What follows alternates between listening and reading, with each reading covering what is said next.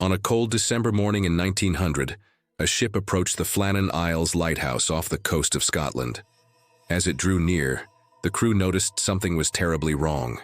The lighthouse, which should have been manned and operational, stood dark and silent against the gray sky. When a landing party finally made it ashore and climbed the steep path to the lighthouse, they were met with an eerie scene that would spark over a century of speculation and mystery. The lighthouse was completely abandoned. Inside, they found a half-eaten meal still on the table, as if the keepers had suddenly vanished in the middle of eating. The clock on the wall had stopped, and the lamps were clean and ready to be lit. But there was no sign of the three men who were supposed to be there. The logbook entries painted an unsettling picture. The final entry, dated December 15th, described a fierce storm that had battered the island for days. But here's the thing. There were no storms reported in the area during that time.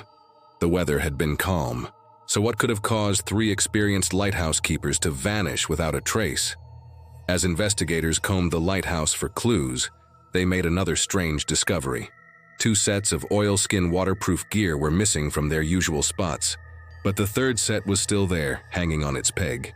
This suggested that for some reason, one of the men had ventured out into the elements without any protection.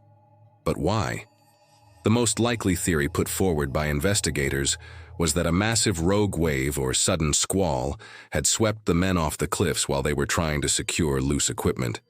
But if that was the case, why were there no signs of damage to the lighthouse itself? In the days and weeks that followed, search parties scoured the island and surrounding waters, but no bodies were ever found, no debris, nothing to indicate what might have happened to James Duckett, Thomas Marshall, and Donald MacArthur. In the absence of concrete answers, wild theories began to circulate. Some claimed the men had been abducted by foreign spies. Others insisted it was the work of sea monsters or restless ghosts.